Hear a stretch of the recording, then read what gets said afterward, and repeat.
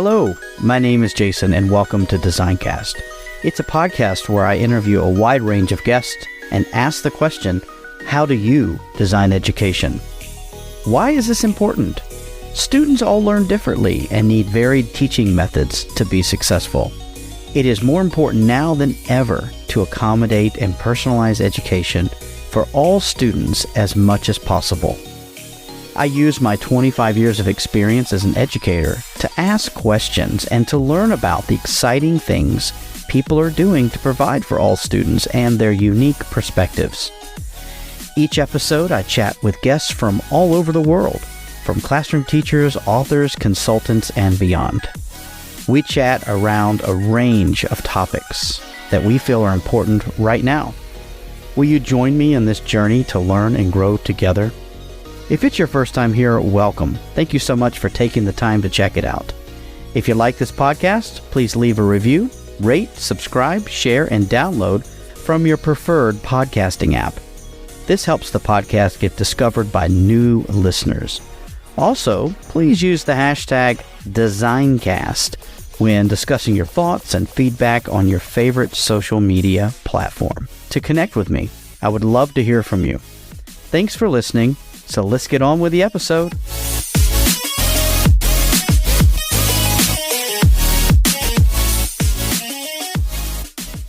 Welcome back to another episode of Designcast, and I am just absolutely so excited to talk to AJ Crabill today. AJ, how you doing, man? Hey, having a wonderful day over here. Thanks so much for having me. I'm absolutely just so excited to chat with you about all things students and all things what adults think students should do. But, if you don't mind, can you maybe introduce yourself just a little bit and explain kind of what your current role in education is?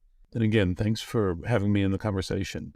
Right now, the three different things that take up the majority of my time, one is being the conservator in DeSoto ISD, and really in that role, I'm supporting the leadership of the organization, really continuously improving the school district. We've had a great run, and I'm so proud of our students and teachers and the progress they've been making.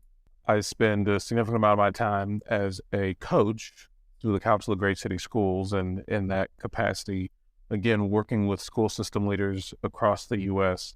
to really focus in on continuous improvement that's identifies student outcomes as its reason for being. And then finally, I'm working with a group of 4 high schools right now to deploy a student-led restorative practices framework so that when little AJ makes a suboptimal decision, rather than using that as the occasion to put little AJ out of the school environment, are there ways that a group of students that instead little AJ can be sent to a group of students and they can work through a restorative process that says, okay, what harm did you create? And how are we going to hold you accountable for actually repairing the harm that you've caused, the harm that you've created, and use this as a way of character building that pulls students back into the learning community rather than excommunicates them from it. And so those are 3 things that I'm working on right now. All of them get me fired up and excited about the difference we can make for students. Wow, I think one of those would wear me out, so I can't imagine juggling three of those like that. Wow, Keeps me that's out of something trouble. else, man. I can only imagine. I don't know how you have enough time in the day to do it, but all of those are just unbelievable initiatives, and I think the one that I really am just super interested in has to do with this restorative justice, peer-on-peer type model. And so what's sort of inspired that, and how does that get rolled out into a school? I know it's slowly, but what kind of steps do you guys take to make that work? Yeah, slowly is definitely the right answer. Originally, the district said, hey, can we do this in all of our high schools all at once in 1 year? And I was like, absolutely not, my friends. What we're really going to need is we're going to need to start first with a coalition of the willing. Who are the school systems that really already hear a calling on their lives to be involved in this work? We should build a pilot that describes your unique conditions and your unique part of the world. And that means we should probably start small. And so open it up an application and let the high schools in the district all apply to see who's interested in Right now, we've got 4 the high schools in the pilot, and we'll spend 2 years building this out with those 4 and creating a playbook, and then open up the door, ideally, for additional high schools to participate. The idea of this work essentially stems from the reality that I think most educators at some point stumbled across, that I just don't have enough time. Like, what really needs to happen right now is little AJ did something that none of us want him doing. And what I really would love to do is just sit down with him and break it down for him why this was a suboptimal decision. But then have a conversation. What was on his mind at the time? Like, what was he processing through? What was he thinking about? And trying to help coach around habits of mind, help him engage in some metacognition around, okay, what were you thinking about in that moment, and what are you thinking now about what you were thinking about in that moment? Maybe engage in some empathy. And as you're reflecting on this now, what impact are you seeing this having had for others? There's so much that I'd want to do in that moment to really help it be a learningful moment for little AJ to reflect and grow just as a person, as a contributor in our school. But I don't have the time.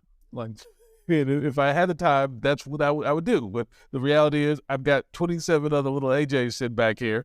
And so that's just not what's going to happen. So the recognition that a restorative approach to behavior challenges made sense. That part was pretty easy. And I think a lot of people's like, yeah, I could roll that, but who has the time for that? And then one day it occurred to me, you know what? We are totally outnumbered in this building. Like, there are way more students running around this building. There are adults running around this building. Why aren't we tapping into the wisdom and the knowledge that's already in abundant supply, but it just hasn't been deployed for this particular task? And that's where this idea of not merely restorative practices, not merely taking a restorative approach to addressing discipline challenges, but a student-led restorative approach to addressing discipline challenges. I'm inspired, and I'm thinking about my own context and how that could, what I know would have to look very different in every kind of context you could possibly imagine. But I'm also thinking about the end where the students who were being involved, that aren't the ones who were little AJ, who are actually trying to help little AJ, the leadership and the empathy that you mentioned, those sorts of skills that they're learning on the job, in a sense. They're getting real world experience doing. And I don't know, is that a deliberate thing, or is that just a happy byproduct of the program as well? Well, certainly we say that we want students to be ready for college and career and whatever adventure is next for them in life.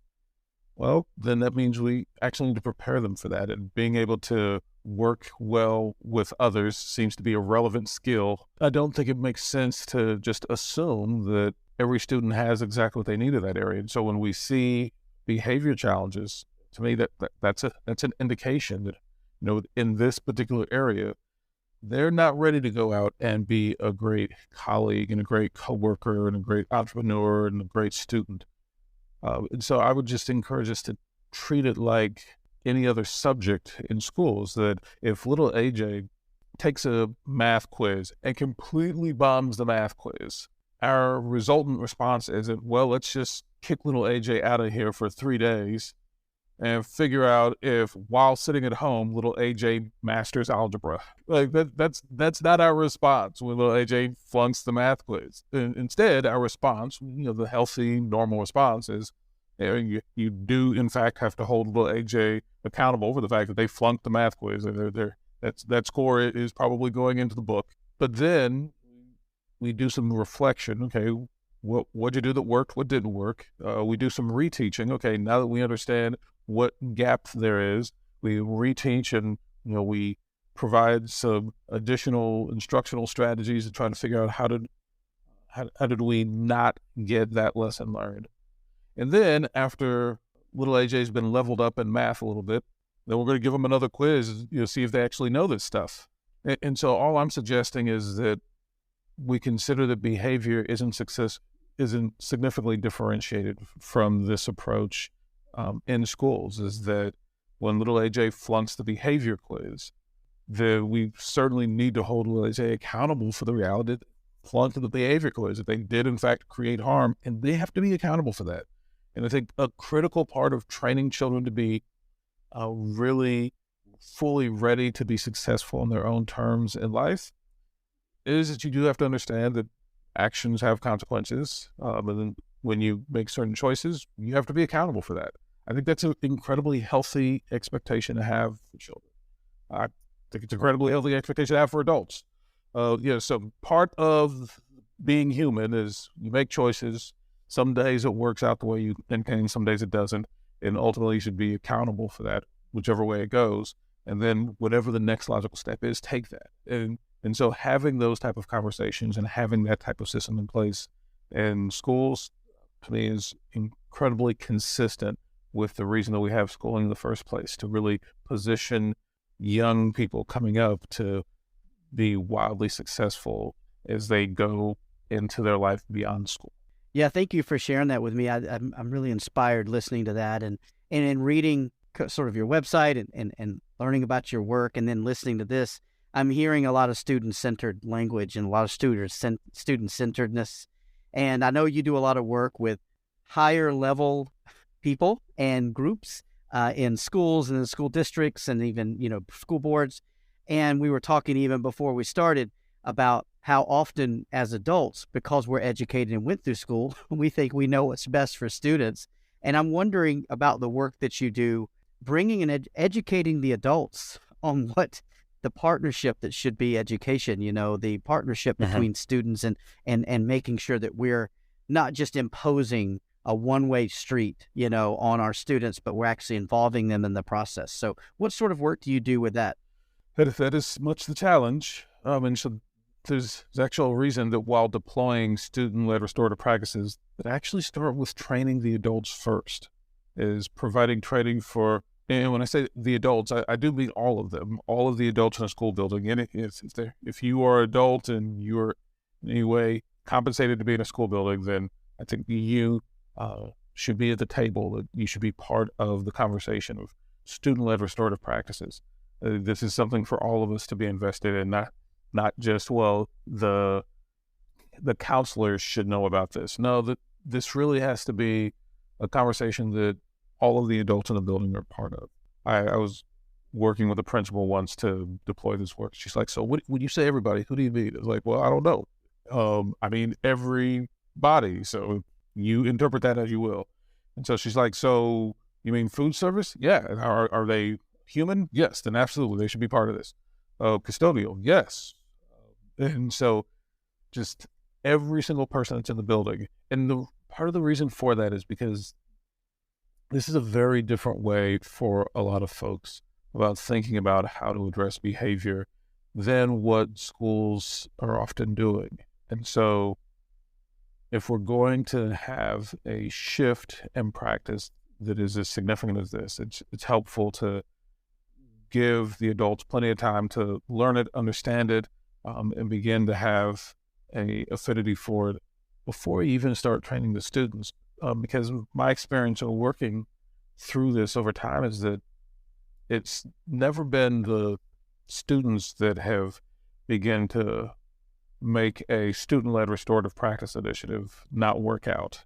Invariably what happens is adults find themselves deeply uncomfortable with it for some reason. Well, wait a minute, why are we putting authority? Shouldn't it be adults?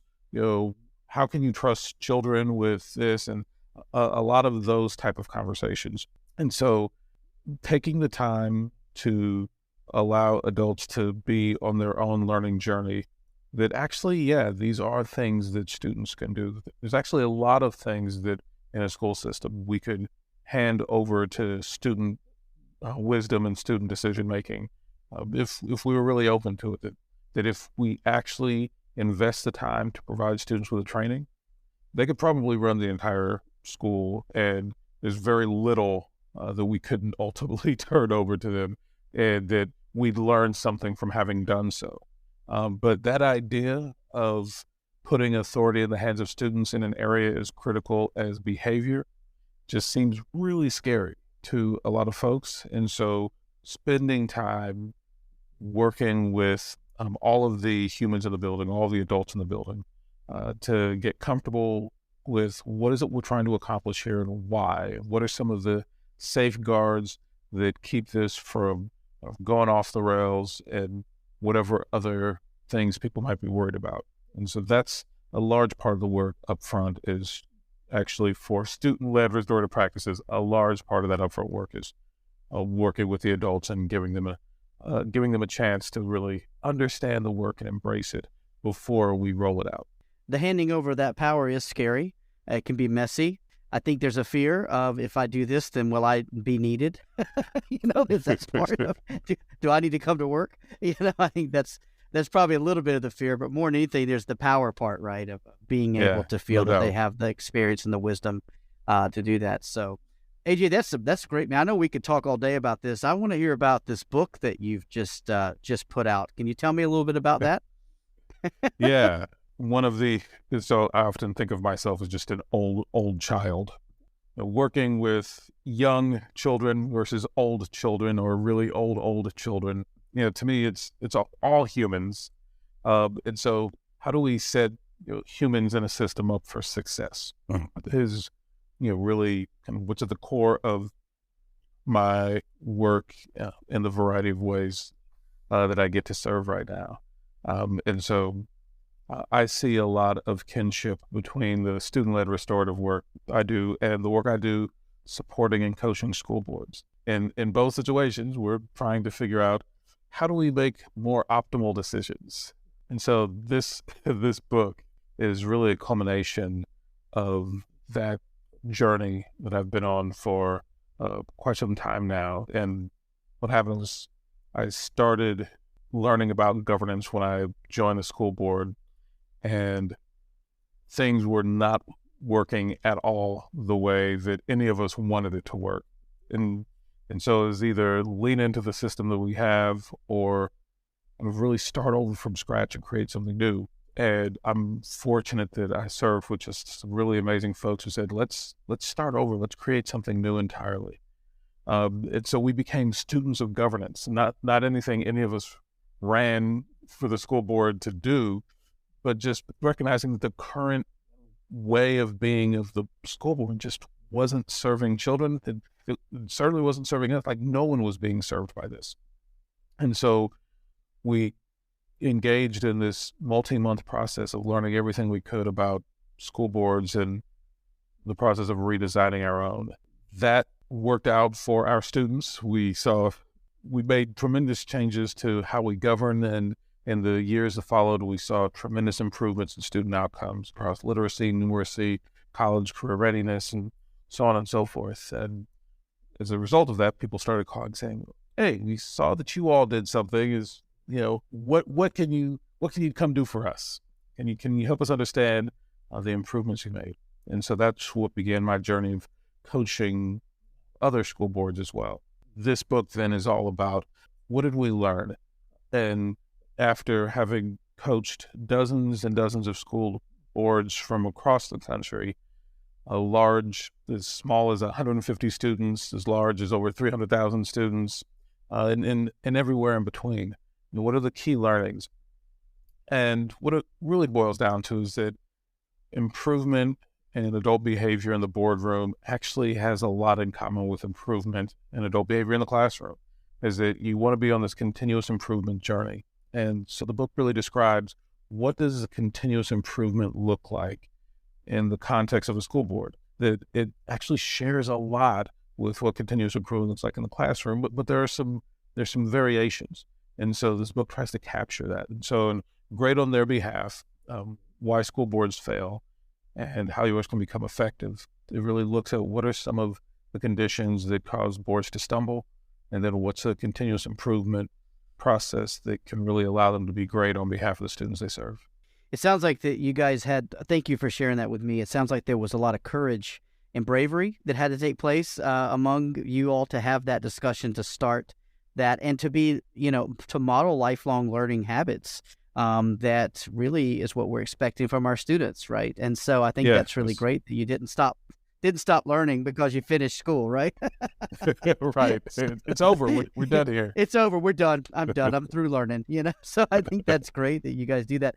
I'll make sure to include a link in the show notes to how to look at a copy of that. And I can't wait to dig into it myself. And thank you for sharing that with me, AJ. I'm just really so stoked right now because I'm thinking about, I'm in a very different context than what you're in at the moment, but I do see a lot of similarities because schools are schools and they still run similarly no matter where you are. It just depends on who they're answering to in a lot of ways. And so I'm just listening and I'm thinking about the kinds of things that I've seen go well and lots of times the things I've seen not go so well. And so it's just a real inspiration to see that, we've for years talked about how we need to improve education, but everyone thinks it's a big thing, right? That we start big and we have this big, but I believe truly, it sounds like you do too, that it starts at more of the granular level and then it just starts to infect and replicate in other places in other ways. And wow, that's really amazing. I can't wait to read that and to find out about the journey you guys went on. Thank you for sharing that with me. And so, AJ, this is awesome, man. And I know you're a busy guy, and I really appreciate the time that you've given me. I have one last question for you, and I've asked everyone this season the same question, and I can't wait to hear your answer. And that is, if you could travel back in time and tell your younger self anything, what would it be? Yeah, probably be more aggressive, push harder for the things I believe in. As I replay the video on my journey, even though I always had good reasons for kind of going slow and playing it safe, from this vantage point, it's hard to think of any area where the benefits I thought I would get from that were worth the cost. And so if I was going to advise myself, I'd probably, and that probably folks who've had to endure me probably thinking that sounds horrible. Like, wait a minute, you'll be even more reckless than you were before. But honestly, that while I certainly want to be inclusive and collaborative, that I think even inside of that approach, that there are ways I could have been more aggressive. I could have been more fearless instead of being captivated by my fears or anxieties or worries, that I could have been more bold in my own voice and in my own practice. So I think that's the advice I'd give is to be even more aggressive on behalf of the students you serve. Wow. I love it, man. That's so deep. I've just found the topic for your next book, AJ, right there. Be fearless. I love it. And push harder. Indeed. All right. Listen, AJ, I really appreciate it. This has been an absolute joy and a pleasure, and I can't wait to collaborate and connect with you again really soon. I know you have a busy day ahead of you, and I do appreciate the time that you've given me, and I wish you all the best moving forward, and I know people will want to connect with you, so I'm going to share all your information that you shared with me on the show notes so that people can connect with you. So thank you so much for that. All right, Jason, thank you for having me.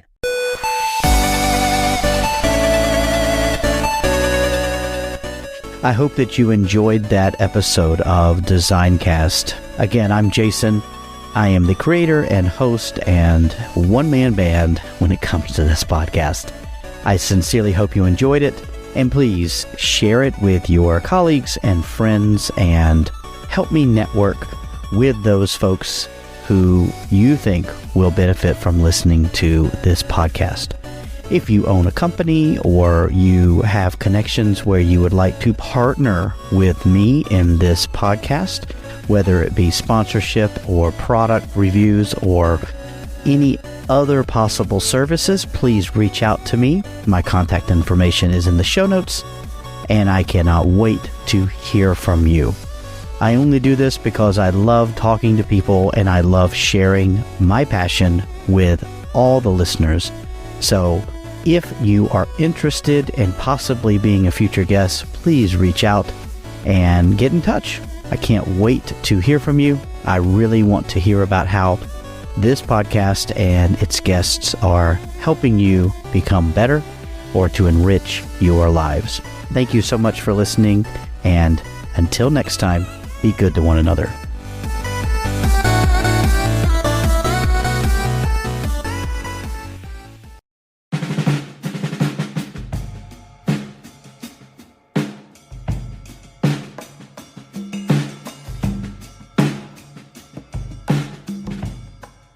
Hello, Jason Reagan. Congratulations on your 100th episode of DesignCast. That is amazing. My friend, you have come a long way. I remember I was on way back, episode 8, where we talked about drones with some other amazing people like Terry Linton. And then you also, I'm not sure why, but had me on episode 23, where I got to sing the praises of virtual reality, virtual worlds, and how it is helping us learn better. So keep pumping out some amazing episodes, my friend. I love your new pivot to not only looking at the design world, but how we design and personalize education. Jason, I want to say congratulations on reaching your 100th episode. How amazing is that? Thank you for creating this space for all of us to come by and share a message with you.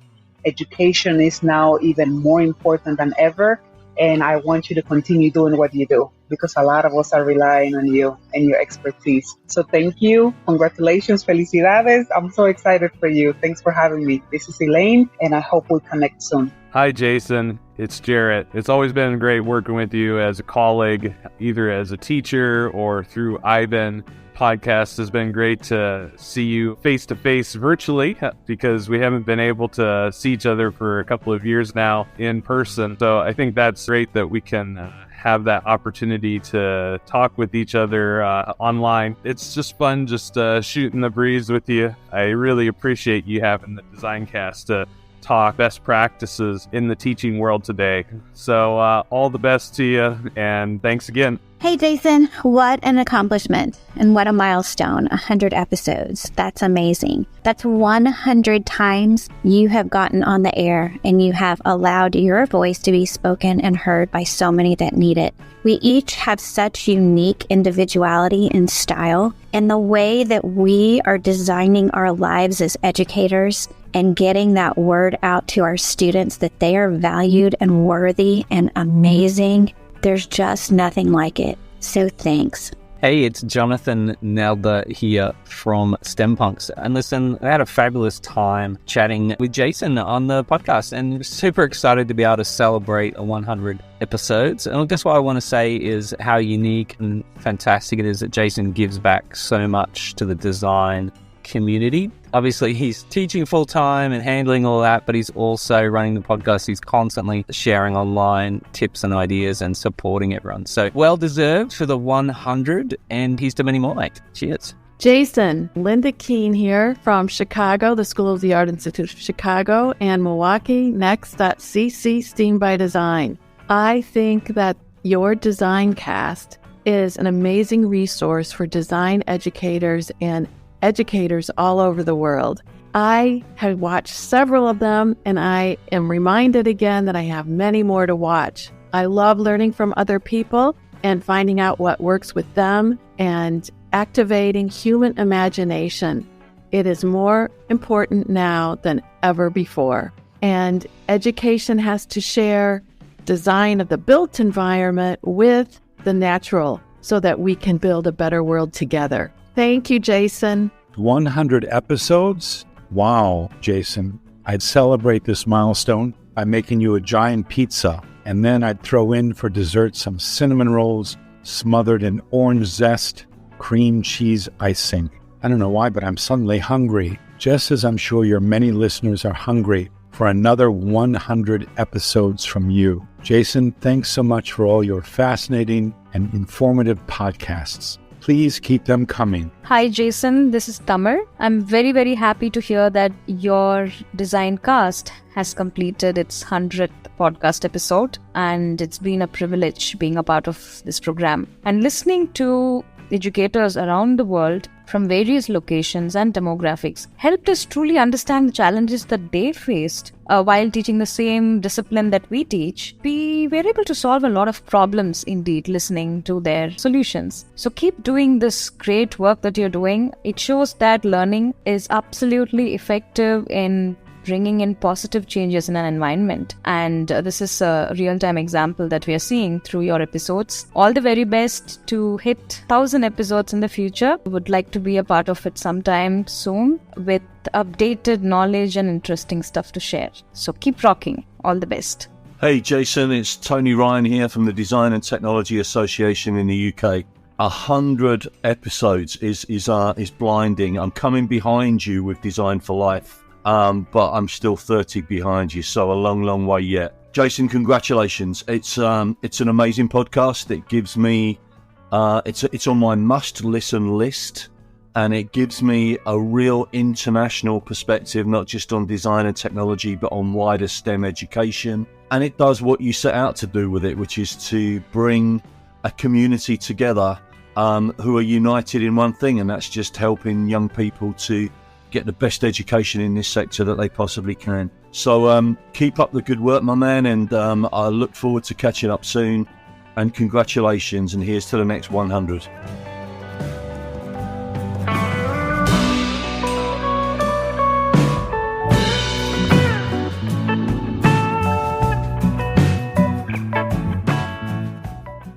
This podcast is a proud member of the Teach Better Podcast Network. Better today, better tomorrow, and the podcast to get you there. Explore more podcasts at www.teachbetterpodcastnetwork.com. We'll see you on the next episode.